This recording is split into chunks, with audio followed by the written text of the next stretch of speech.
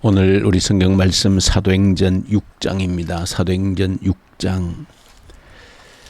사도행전 6장입니다. 6장 우리 8절부터 우리 15절에 있는 말씀입니다. 8절부터 우리 15절. 사도행전 6장 우리 8절부터 15절에 있는 말씀 우리 함께 보십시다. 사도행전 6장 8절부터 우리 15절입니다. 스데반이 은혜와 권능이 충만하여 큰 기사와 표적을 민간에 행하니 이른바 자유민들 즉 구레네인 알렉산드리아인 길리기아와 아시아에서 온 사람들의 회당에서 어떤 자들이 일어나 스데반과 더불어 별 논쟁할세. 스데반이 지혜와 성령으로 말함을 그들이 능히 당하지 못하여 사람들을 매수하여 말하게 하되 이 사람이 모세와 하나님을 모독하는 말을 하는 것을 우리가 들었노라 하게 하고 백성과 장로와 서기관들을 충동시켜 와서 잡아가지고 공회에 이르러 거짓 증인들을 세우니 이르되 이 사람이 이 거룩한 곳과 율법을 거슬러 말하기를 마지 아니하는도다. 그의 말에 이 나사렛 예수가 이곳을 헐고 또 모세가 우리에게 전하여 준 규례를 고치겠다 함을 우리가 들었노라 하거늘 공회 중에 앉은 사람들이 다 스데반을 주목하여 보니 그 얼굴이 천사의 얼굴과 같더라. 아멘. 오늘 사도행전 6장은 흔히 우리 초대교회 7 집사로 알려진 사람들이 뽑혀진 사건, 그리고 그 중에 한 명인 스데반이 어떤 또 사역을 감당했는가 하는 것을 보여주는 내용이 사도행전 6장에 기록되어져 있습니다. 초대교회에 한 가지 문제가 생겼는데 특별히 구제하는 것 때문에 문제가 생겼다 하는 것을 보여줍니다. 구제를 하는데 이제 지금 현재 제일 먼저 형성된 이 예루살렘 교회의 한 가지 특징이라고 하는 것은 그 예루살렘 교회 구성원들이 두 부류의 사람들이 있었다는 겁니다. 물론 당시 예루살렘 교회가 지리적으로 예루살렘 안에 여기에서 예수님의 제자들을 중심으로 첫 교회가 형성되어졌기 때문에 그 지리적으로 예루살렘 유대인들이 살고 있는 이 지역에 첫 교회가 세워졌기 때문에 이 유대인들이 함께 모인 이 첫 교회인데 그럼에도 불구하고 두 부류의 사람들이 있었다. 첫째 부류의 사람들은 계속해서 그 예루살렘 땅에 살고 있었던 이제 구별해서 이르기를 히브리파 유대인들입니다.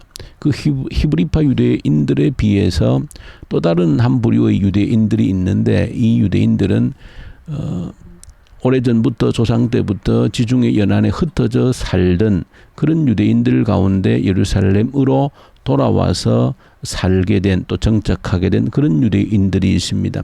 이런 유대인들을 일컬어서 헬라파 유대인이라 그렇게 부릅니다. 성경 본문의 흐름을 보면 이 예루살렘 교회 안에는 이 두 부류의 사람들이 있었고 또 이 두 부류는 서로가 어떤 명시적인 구분이 없다 할지라도 나뉘어져 있는, 그래서 누구라도 히브리파 유대인인지 또 헬라파 유대인인지 또 그것은 그들의 이름만 보더라도 알 수가 있는 그런 특징들이 있었습니다. 그 히브리파 유대인들이 가지고 있는 이름과 헬라파 유대인들이 가지고 있는 그 이름 사이에는 정통 히브리식의 이름이 아닌 그런 헬라파 유대인들은 정통 히브리식의 그 이름과는 달리 로마식이라든지 그런 헬라식의 이름을 가지고 있었기 때문에 그 이름만 보더라도 이 사람은 정통 이 히브리파 유대인이 아니고 이제 돌아온 헬라파 유대인이다 하는 것을 알 수 있습니다. 자, 이렇게 두 부류의 사람들이 예루살렘 교회 안에 있었는데 첫 번째 생긴 문제가 구제에 대한 문제가 생긴 겁니다. 아무래도 헬라파 유대인들은 그 수에 있어서 히브리파 유대인들보다도 상대적으로 적은 소수였습니다. 그러다 보니까 구제를 하는데 헬라파 유대인들에게 불만이 생긴 것이죠.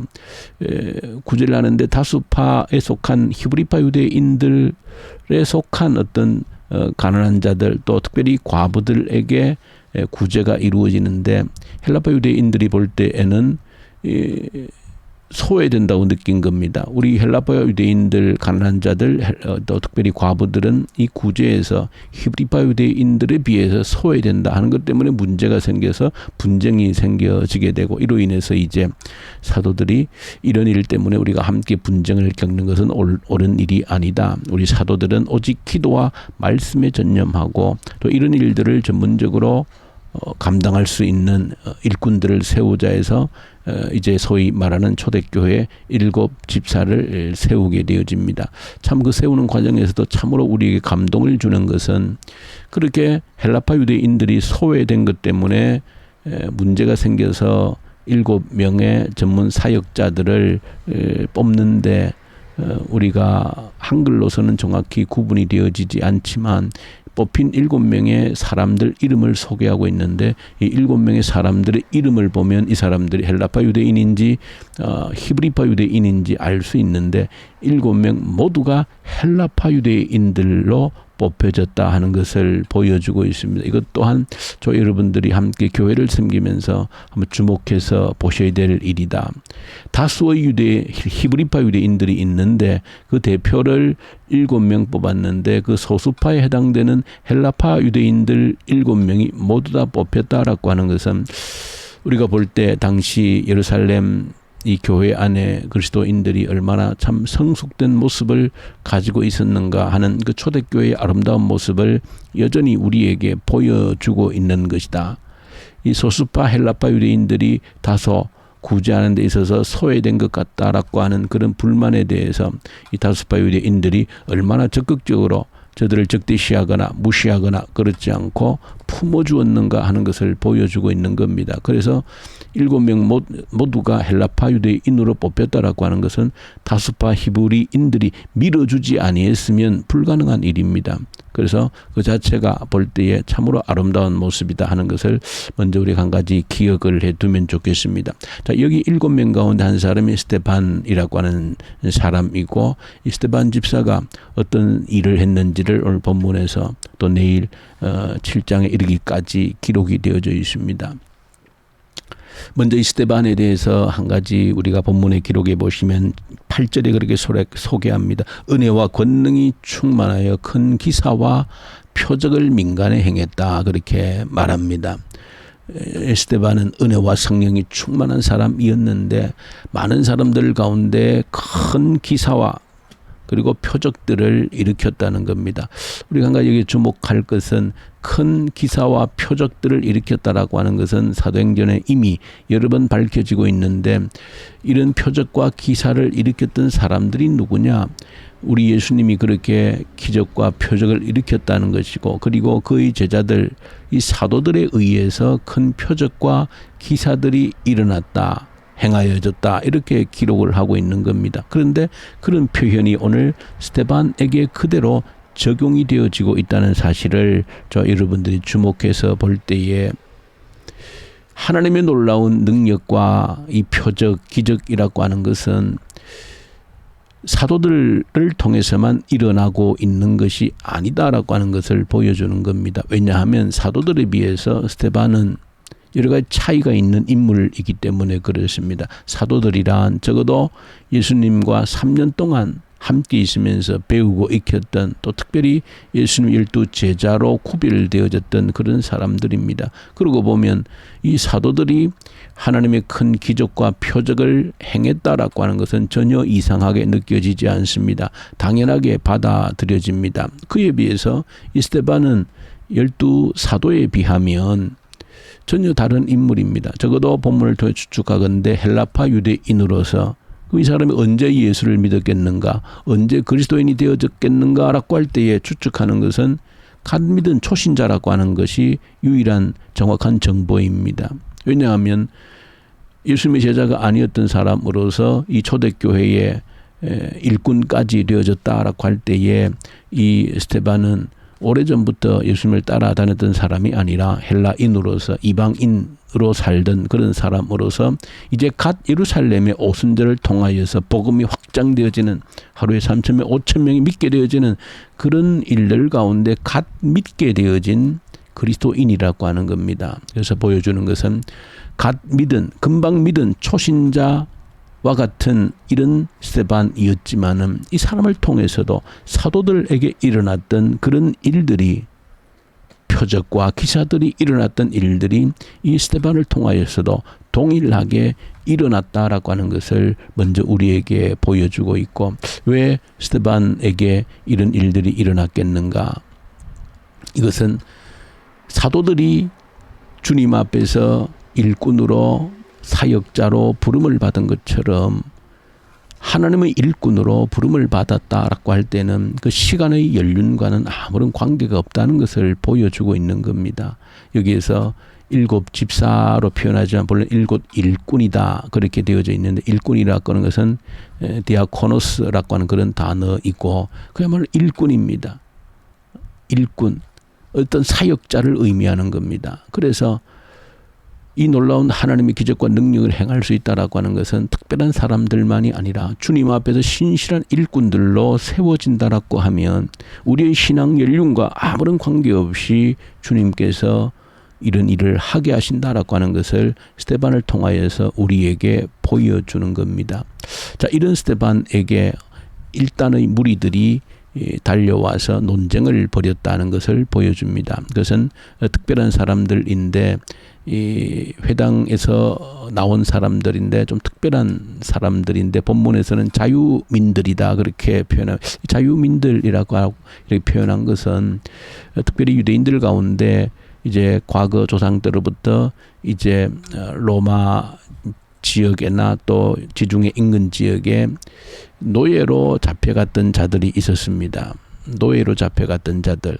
그렇게 노예로 잡혀갔던 유대인들 가운데 이제 자유인이 되어서 돌아온 사람들이 있습니다. 이런 사람들을 오늘 본문에서 자유민들이라 그렇게 표현합니다. 자, 이 사람들이 자유민들로서 이제 회당을 구성하고 거기서 나온 사람들이 지금 스데반 집사와 논쟁이 붙었다 그렇게 말합니다.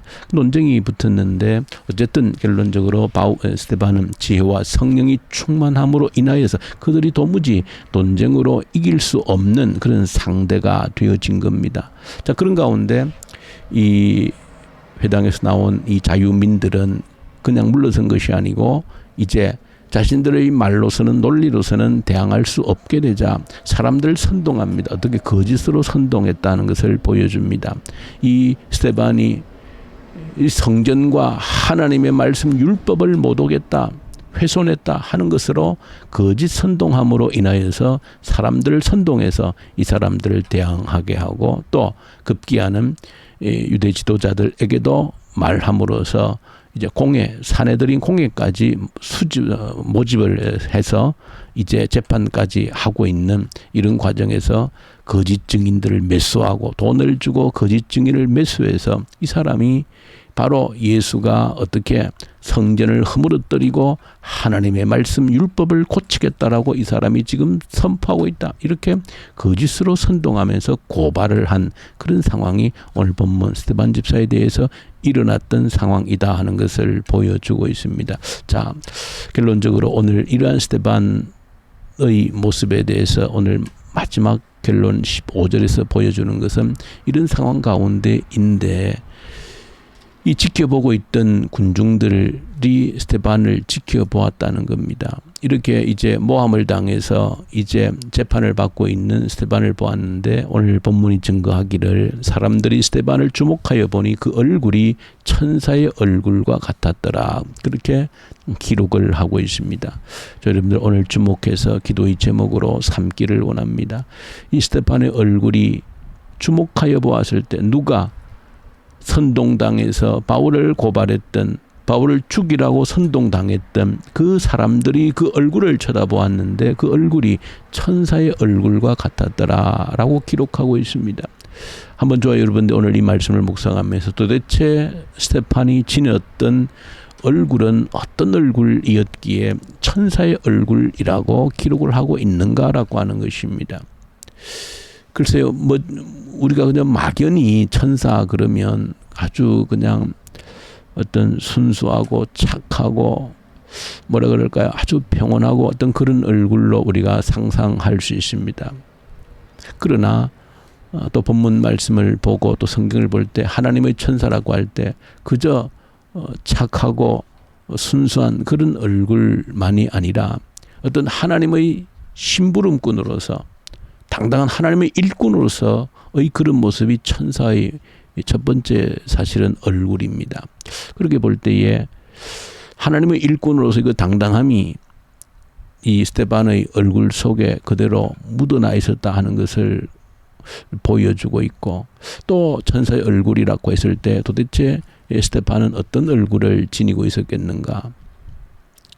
분명한 것은 달랐다는 겁니다. 저들이 볼 때에도 달랐다. 누구와? 자기들의 얼굴과 달랐다는 것입니다. 저 정도 고발을 당하고 억울한 일을 당하거나 했으면 얼굴이 일그러지거나 분노하거나 자기 자신의 결백을 그저 토하면서, 근데 그런 얼굴이 아니었다는 것을 보여주고 있는 겁니다. 천사의 얼굴이다.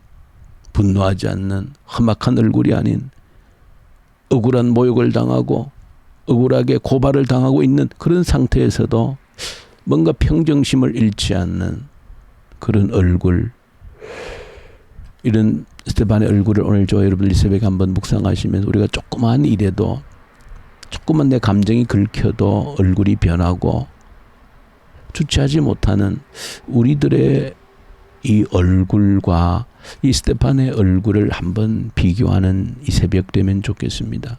왜 나는 조그마한 일에도, 조그만 감정이 상해도 내 얼굴이 그저 단번에 변해버리는 그런 사람인가 하는 것을 저와 여러분들이 한번, 우리 모두가 가지고 있는 숙제가 아닌가라고 생각합니다. 그러나 우리 그리스도인이라면 하나님의 일꾼으로 살아가기를 작정한다라고 하면 적어도 이 스데반과 같은 얼굴을 지닐 수 있다라고 하는 것이 오늘 본문이 우리에게 주는 메시지다. 그래서 주님 앞에 기도하면서 하나님, 어떤 일 속에서도 이 스데반과 같은 이 천사의 얼굴, 주님의 얼굴을 잃어버리지 않게 하시고, 조그마한 일에도 내 혈색이 변하고 감정이 변하고 모든 감정이 내 얼굴에 묻어나는 이런 속에서 하나님, 이 스데반의 얼굴 모습을 조금씩이라도 닮아갈 수 있도록 도와주십시오. 그런 기도의 제목이 우리에게 있기를 간절히 소망합니다. 우리 주님 아버지 감사합니다. 스데반의 삶을, 짧은 삶이지만 우리가 본받게 하시고, 우리의 일그러진 얼굴이 스데반의 얼굴처럼 누가 보더라도 천사의 얼굴과 같다라고 하는 그런 증인들이 되게 해 주옵소서. 예수님 이름으로 기도 올려드립니다. 아멘. 하늘에 계신 우리 아버지, 아버지의 이름을 거룩하게 하시며 아버지의 나라가 오게 하시며 아버지의 뜻이 하늘에서와 같이 땅에서도 이루어지게 하소서. 오늘 우리에게 일용할 양식을 주시고 우리가 우리에게 잘못한 사람을 용서하여 준 것 같이 우리 죄를 용서하여 주시고 우리를 시험에 빠지지 않게 하시고 악에서 구하소서. 나라와 권능과 영광이 영원히 아버지의 것입니다. 아멘. 주신 말씀 기억하면서 천사의 얼굴을 가질 수 있도록 도와주십시오. 간절히 기도하고 이 나라의 지도자들 간절히 주님께 올려드리십시다. 북한 땅을 올려드립니다. 하나님 긍휼을 베풀어 주십시오. 악한 정권이 소멸되게 하십시오. 이 코로나로 인하여서 우리가 주님께 더 가까이 가는 견고해지는 믿음이 되게 하시옵소서. 특별히 오늘 주님께 기도할 때 이 하프 기도를 위해서 간절히 기도하십시다. 우리가 하나님의 약속을 붙들고 기도할 때 반드시 붙들어야 될 가장 큰 하나님의 약속은 성령을 보내주시겠다라고 하는 그 약속입니다. 성령의 충만함을 우리 가운데 보내어 주시옵소서. 성령의 강력한 그 인재로 인하여 대각성 회개 운동이 일어나게 하시고 그로 말미암아 성령께서 역사하시는 부흥의 현장을 보게 하여 주시옵소서. 그리함으로 우리의 다음 세대가 준비되고 미래가 준비되어지는 역사를 보게 하십시오. 이 하프 기도를 위해서 간절히 기도하고 우리 터키, 이집트, 인도에서 동역하며 사역하는 우리 선교사님들에게 이 새벽에도 말씀과 성령으로 충만케 하십시오. 간절히 기도로 올려드리십시다. 우리 기도하십시다.